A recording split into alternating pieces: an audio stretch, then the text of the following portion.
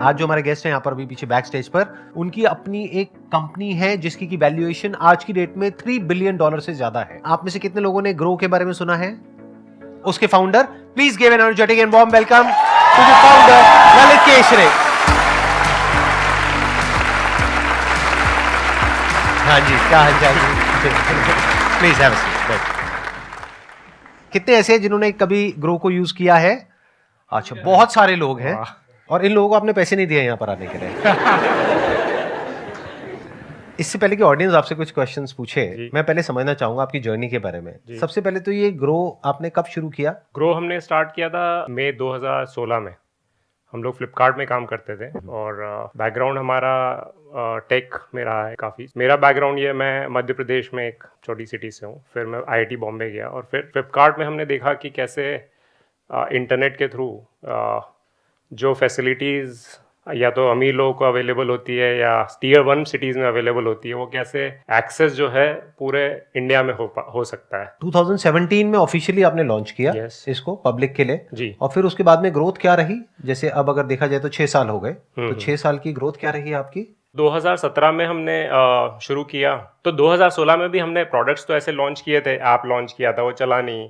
फिर 2017 में जो किया तो हमने सोचा था इस बार और कभी इस महीने कभी हमारे 100 कस्टमर आ गए तो मतलब समझ लेंगे कि ये प्रोडक्ट मार्केट फिट हो गया, अच्छा चल जाएगा। पर हमने जैसे ही उसको लॉन्च किया तो 600 कस्टमर्स आ गए, तो वहाँ पे एक फीलिंग आ गई कि ये कस्टमर्स को पसंद आ रहा है और हमारी ग्रोथ फिर वर्ड ऑफ माउथ से हुई।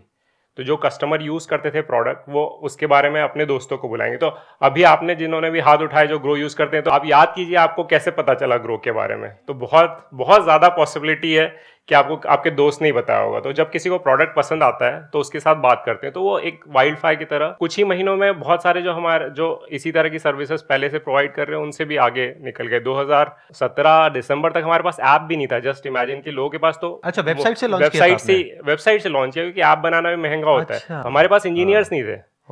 तो हमारा जो फाउंडर है नीरज, वो उसने ही सब कुछ बनाया था और 2 फ्रंट एंड डेवलपर्स थे एंड सो ऑन, राइट। तो टीम हमको शुरू से काफी अच्छी मिली है। तो दिसंबर में फिर हमने ऐप लॉन्च किया और उससे ग्रोथ हुई। फिर हमारे कस्टमर्स हमको बोलने लग गए कि आपका प्रोडक्ट बहुत अच्छा है, बट जो फंड्स जो मिलते हैं वो रेगुलर फंड्स है। रेगुलर फंड्स मतलब जिसमें कमीशन होता है। हम एडवाइस नहीं करते थे बट कमीशन होता है। तो फिर हमने एक बहुत बड़ी बेट ली कि let's move to 0 commission, because customer को चाहिए।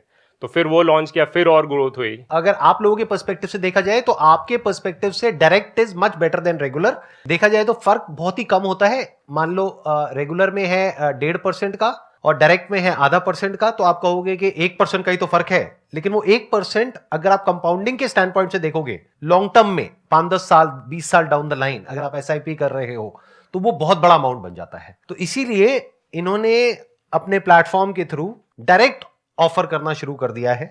आपके लिए ये जो पूरी आपकी जर्नी रही ग्रो की, इसमें सबसे चैलेंजिंग फेज कौन सा था और सबसे बड़ी लर्निंग क्या थी आपकी इस पूरी जर्नी में, जो आपने कुछ ऐसा सीखा जो आज से पहले जो भी आपने और जगह पे काम किया था वहां पे नहीं सीखा? चैलेंजेस बहुत अच्छे होते हैं इन जनरल। मैंने ये स्टॉइक फिलोसफी, मतलब हमारी इंडियन फिलोसफी अब देखें, challenges is like a proof that you are growing.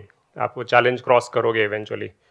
Grow में जैसे कि पहले 1 साल जो था वो काफ़ी टफ था कि आप पता लगा रहे हो, but that build bond in co-founders and also customer understanding better हुई। इसके पहले एक स्टार्टअप किया था जो फेल हुआ, उससे सीखे कि अच्छा क्या नहीं करना चाहिए। और जो सीखने को मिला है वो ये मिला है कि जो उसके पहले जो सीखा था वो मैं पहले बता देता हूँ। Customer obsession is the most important thing in any business. अगर आप कस्टमर को अच्छे समझ सकते हो तो आप ग्रो करो। Growth is like equal to understanding your customer. जो ग्रो में सीखने को मिला और सबसे इंपॉर्टेंट वो है कि business is build by people. तो आपके साथ जो काम कर रहे हैं they are the most important people. Like it started with my co-founders and then the early hires and अभी भी जो लोग हैं, राइट। तो आपके साथ जो काम करते हैं वो बहुत ज़्यादा इंपॉर्टेंट होते हैं और वो सबसे बड़ी रियलाइजेशन था कि that is the most important thing in any business. और कितनी बड़ी टीम है आज की डेट में आपकी टोटल? हमारे 1200 लोग हैं अभी। 1200 लोग हैं, ओके। सर मैं अभी एक एजेंसी रन करता हूँ, marketing agency. We provide services across US and UK. So I'm all about people management, कि लोगों को कैसे समझा जाता है। जैसे हम US में बात करते हैं कि पेपाल माफिया, इंडिया में हम बात करते हैं फ्लिपकार्ट माफिया, तो इंडिया में ऐसा क्या है कि इतने बड़े बड़े जो कंपनीज के सीईओज हैं वो फ्लिपकार्ट से निकल के आ रहे हैं, ऐसा क्या है, वो कैसे लोग हायर करते हैं? नहीं, बहुत अच्छा क्वेश्चन है। इसके 2-3 मैं वैसे थोड़ा आप एक्सप्लेन करेंगे कौन कौन है जो फ्लिपकार्ट से निकल करके अपना कुछ बड़ा कर रहे हैं? काफ़ी सारे हैं। फ्लिपकार्ट से ग्रो है, फ़ोनपे है, क्योरफिट है, और भी काफ़ी सारी कंपनीज है। फ्लिपकार्ट में भी let's say $40 billion company, but जो फ्लिपकार्ट से कंपनीज आई है वो सबका मिला के भी 40 बिलियन प्लस होगा। तो एक तरह से वो फाउंडर्स ने 2x सिर्फ फ्लिपकार्ट नहीं बनाया, बट इतनी सारी वैल्यू इंडिया में जनरेट की है। तो इसके बहुत सारे रीजन। एक तो हायरिंग बार बहुत हाई है। लाइक अभी जैसे ग्रो में भी हमने काफ़ी जो सिलेक्शन, काफ़ी like customer obsession, problem solving, product thinking, ये सब कुछ सोचते हैं। बट दो जो चीज़ें बहुत ज़्यादा जो प्ले की है फ्लिपकार्ट में, वन इज़ कि इतना स्केल जो हुआ था, जब सबसे ज़्यादा आपकी ग्रोथ जब होती है जब आपकी लर्निंग का सबसे ज़्यादा स्टीप होता है। मतलब आप पहाड़ चढ़ने में बहुत ज़्यादा जितनी तकलीफ हो रही है उतना बेटर लर्निंग होती है। तो वो फ्लिपकार्ट में सबको मिल गया, दिख गया। सेकेंड इज जो कल्चर था फ्लिपकार्ट का, that also kind of played a big role. क्योंकि जब आपकी ग्रोथ होती है तो आपके इतने सारे प्रॉब्लम्स आते हैं, फिर वो प्रॉब्लम सॉल्व करने में लोग आते हैं, इनिशिएटिव लेते हैं कि चलो ये कर दे। जैसे एक इंसिडेंट बताता हूँ मैं आपको। कभी कभी क्या होता है, कभी कुछ भी गलती के कारण ऑर्डर्स कैंसिल हो जाते हैं बहुत सारे। तो एक दिन राखी के दिन बहुत सारे ऑर्डर्स कैंसिल हो गए, बट फिर हमको लगा कि अगर ऑर्डर्स कैंसिल हो गए तो राखी नहीं पहुंच पाएगी, जो बहनों ने भाइयों को राखी भेजी है, राइट। तो हमने कुछ 10-15 जो प्रोडक्ट इंजीनियरिंग के लोग थे, उन्होंने रात भर बैठ के खुद ही पैकेजेस बना के उनको सब्स्टिट्यूट राखी भेज दी, सो दैट वो जब पहुंचे वो राइट टाइम पे पहुंच जाए राखी के पहले, राइट। और जो पुरानी वाली, वो जो ओरिजिनल है, वो कभी लेट पहुंचेगी, but that's okay, right. So that's the example of customer obsession. That means going out of normal. तो टेक्निकली मतलब वो आपके भाई हो गए, मतलब सो ये जो इतने सारे चैलेंजेस जब होते हैं तो आप के साथ जो काम करते हैं वो भी आपको समझते हैं, तो बॉन्डिंग बनती है और आप सीखते हो। और जो आपके आसपास सारे टैलेंटेड लोग हैं तो फिर आप उनसे भी काफ़ी सीख रहे हो। तो हमेशा जब भी आप इनोवेशन देखोगे तो हमेशा ग्रुप्स में ही होता है। सर माय क्वेश्चन इज, आपने बताया सर ग्रो का जो मार्केट था वो माउथ टू माउथ से ज़्यादा चलता था, मतलब एक पीपल दूसरे पीपल को रिफर करते थे। सर तो मेरा क्वेश्चन ये है, मार्केटिंग कैसे इस चीज़ को इम्पैक्ट किया और कस्टमर्स किस रेंज से इंक्रीज होते हैं मार्केटिंग से? अगर आप स्टार्टअप कर रहे हो तो आपको सिर्फ मार्केटिंग की बात करते हैं। मार्केटिंग बहुत गंदा वर्ड है एक्चुअली मेरे ख्याल से। एक नया वर्ड बताता हूँ आपको, job to be done. Job to be done का मतलब है कि कस्टमर का क्या जॉब है जो कस्टमर को करना है, और आप जो हो, आप सिर्फ एक टूल हो कस्टमर का जॉब करने के लिए। तो आप कस्टमर का जॉब जितनी आसानी से कर सकते हो उतना आपको आसान करना है, कस्टमर को इन्वेस्ट करना है। तो अगर कभी आप क्वेश्चन को इन्वर्ट कर दो, आप क्वेश्चन पूछ रहे हो कि मैं मार्केटिंग कैसे करूं, इसको हटा के आप कस्टमर के एंगल से पूछो कि कस्टमर को ये करना है, मैं कस्टमर की लाइफ कैसे सिंपल कर सकता हूं। पहले के टाइम में जो मार्केटिंग का पूरा जो कॉन्सेप्ट था ना, that was very different from जो आज की डेट में जिस तरीके से मार्केटिंग की जाती है, या जो मार्केटिंग का रेलेवेंस है। क्योंकि पहले क्या होता था कि मास प्रोडक्शन होता था। इंडस्ट्रियल एज की अगर बात करी जाए, मास में प्रोड्यूस करो, मास में एडवर्टाइज करो, मास में बिकेगा, सब कुछ मास में करो। अब ये सारा खेल पलट चुका है। क्यों? क्योंकि अब आज की डेट में एडवर्टाइजिंग का वो इंपैक्ट रहा ही नहीं है जो आज से 40-50 साल पहले था। क्योंकि आज की डेट में आप ये देखो ना, we are all overloaded with so much of information.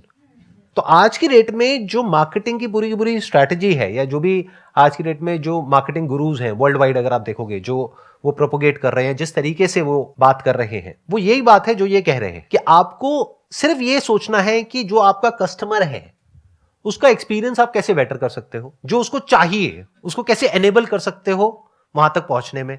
तो now businesses are more like enablers, और मार्केटिंग का रोल क्या रह गया? सिर्फ इन्फॉर्म करने का।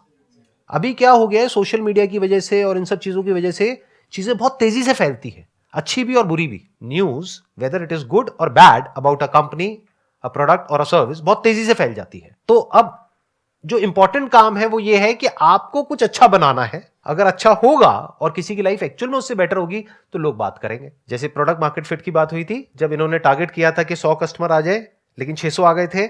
इन्होंने सोचा था 100, लेकिन उन 100 ने 6 को और बता दिया, तो 600 हो गए ना। तो दैट इज गुड मार्केटिंग।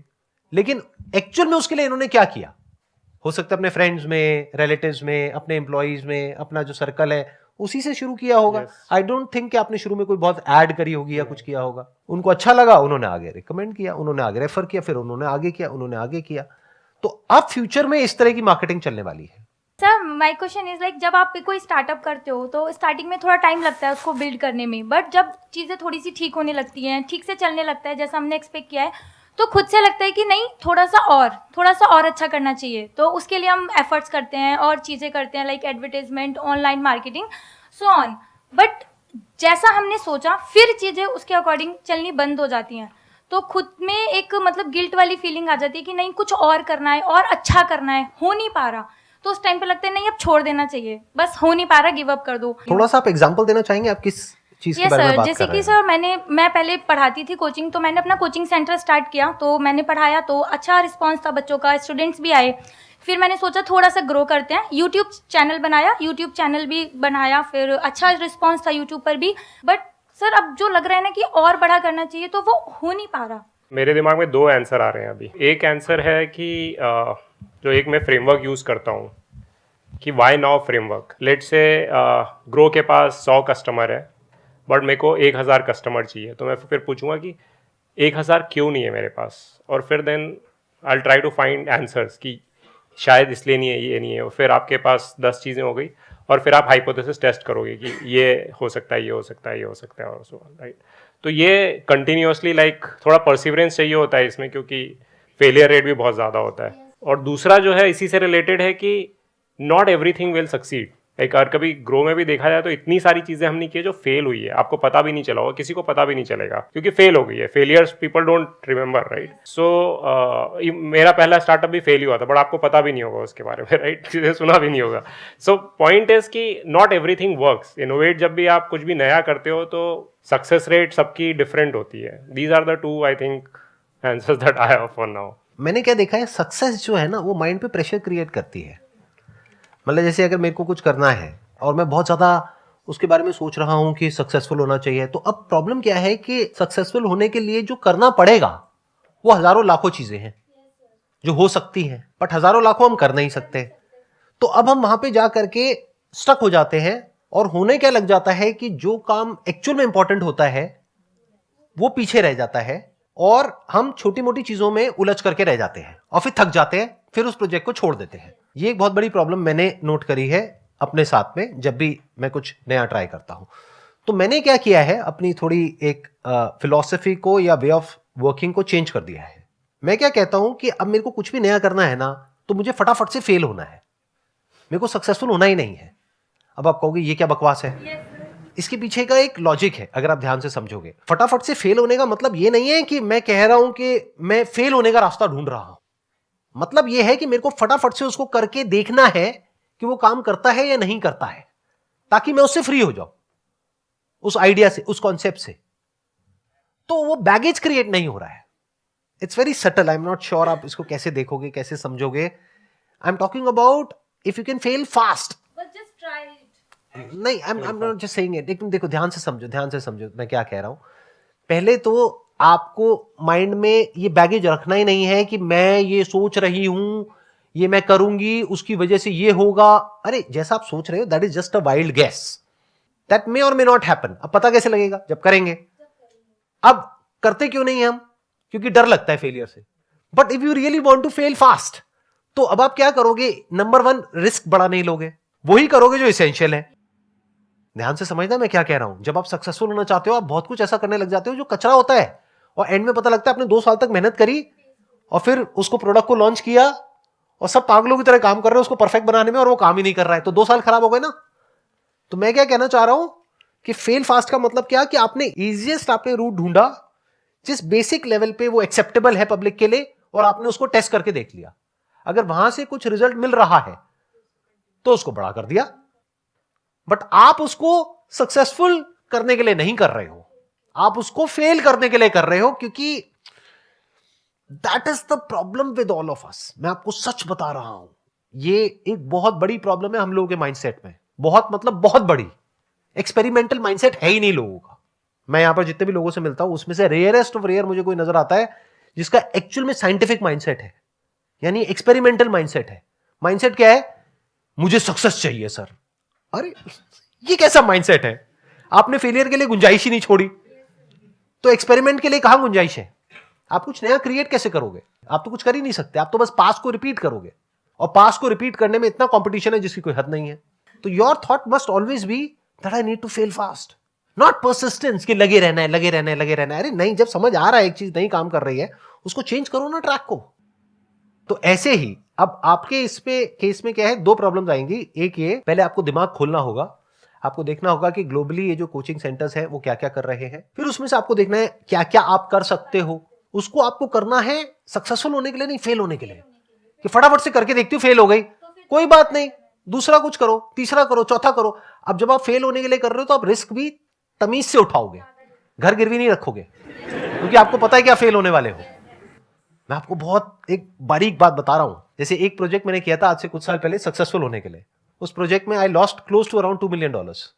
अब मैं जो प्रोजेक्ट करता हूं वो करता हूं फेल होने के लिए।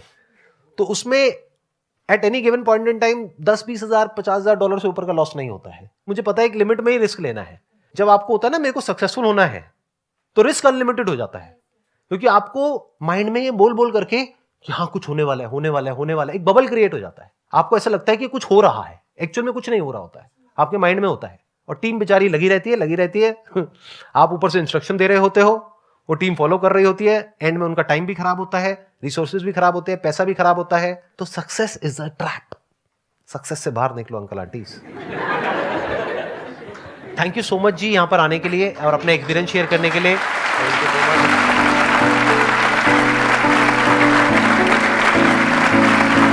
मच।